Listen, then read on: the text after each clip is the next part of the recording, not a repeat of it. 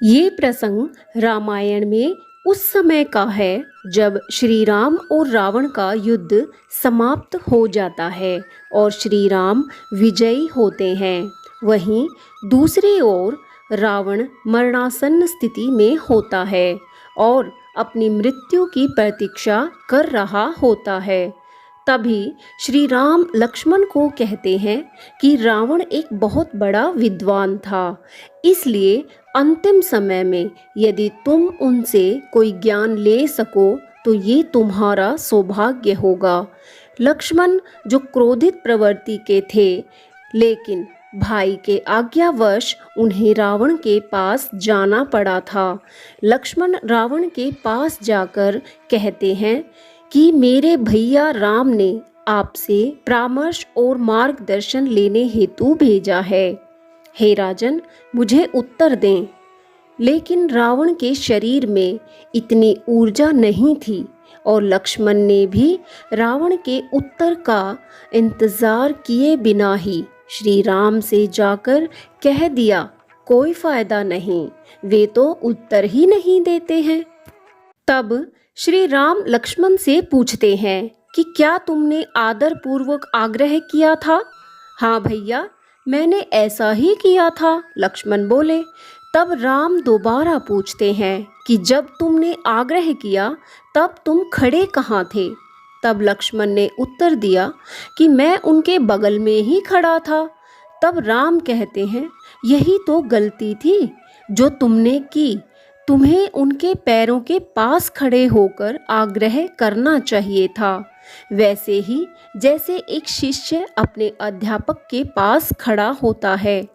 तब लक्ष्मण कहते हैं कि भैया, वो मेरे गुरु नहीं हैं।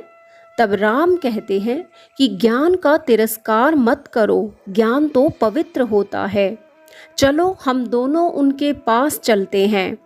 तब दोनों भाई मिलकर रावण के पैरों के पास बैठकर आदर पूर्वक आग्रह करते हैं। तब रावण कहता है कि मैं भला आपको क्या मार्गदर्शन दे सकता हूँ, मेरी बुद्धि तो स्वयं भ्रमित और अंधकार में डूबी है, उचित और अनुचित का भेद करने में असमर्थ है। हे रघुकुल स्वामी, मैं भला आपको क्या शिक्षा दे सकता हूँ? तब श्री राम कहते हैं, महाराज, आप मुझसे बड़े हैं, अनुभवी हैं, समर्थ शासक रहे हैं। मुझे आपसे उचित अनुचित और शासन करने के संबंध में आपके विचार जानने हैं। तब रावण कहता है, मेरे जीवन का अंत अब निकट है, फिर भी मैं आपको बताता हूँ कि जो कार्य दया, प्रेम और परोपकार की भावना से किया जाता है वो निश्चित ही अच्छा होता है, किंतु सत्कर्मों को हम सदैव टालते रहते हैं। अगर आप कोई सत्कर्म करना चाहते हैं तो उसमें देरी ना करें, उसे तुरंत कर डालें, नहीं तो बाद में उसे पूरा करने में कठिनाई होती है। किसी अच्छे काम को टालते रहेंगे तो वो कभी पूरा नहीं होगा। श्री राम कहते हैं, बिल्कुल उचित कहा आपने। तब रावण फिर से कहता है, मेरे सभी पुत्र और पौत्र मारे जा चुके हैं। क्रोध, घमंड, घृणा, इन्हीं से दुष्कर्मों का जन्म होता है। हम मानव जाति किसी भी क्षण के आवेश में आकर दुष्कर्म करने के लिए उतावले हो जाते हैं। जब शूर्पणखा मेरे पास रोती बिलखती आई तो सबसे पहले मेरे मन में यही विचार उठा कि सीता का हरण करके इस अपमान का बदला लूं। मैं थोड़ा भी नहीं रुका, तनिक भी नहीं सोचा, किंतु जितनी शीघ्रता से हो सका, जैसा कि दुष्कर्म की प्रवृत्ति होती है कि वह चिल्ला चिल्ला कर अपने पूरे होने की मांग करते हैं, किंतु बुद्धिमान व्यक्ति वही होता है जो क्रोध, घृणा और घमंड से प्रेरित होकर कार्य करने में अपने को रोकता है।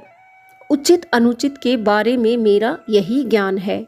हे राम, इस बात को तुम सदैव पालन करना और मेरे अपराधों को क्षमा करना। तब रावण हाथ जोड़कर श्री राम को प्रणाम करके अपने प्राण त्याग देता है। इस प्रकार इस प्रसंग से हमने स्मरण किया कि ज्ञान भले ही दुश्मन के पास हो, उसे लेने में परहेज नहीं करना चाहिए।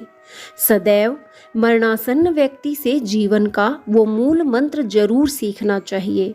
श्री राम की तरह व्यवहार सीखें कि अपने सबसे बड़े शत्रु को भी अपना गुरु मानकर ज्ञान लेने में पीछे नहीं हटते। किसी भी परिस्थिति के उत्पन्न होने पर चारों ओर से उसका निरीक्षण करें, ताकि रावण की भांति आप भ्रमित ना हो और कोई गलती ना करें और कोई गलत कदम आपसे ना उठे। जो अच्छे काम का विचार आपके मन में उठ रहा है, उसे तुरंत कर डालें। उम्मीद है आपको ये विचार अच्छे लगे होंगे। अगर हाँ, तो वीडियो को लाइक शेयर करें और चैनल को सब्सक्राइब करें और कमेंट बॉक्स में जय श्री राम अवश्य लिखें।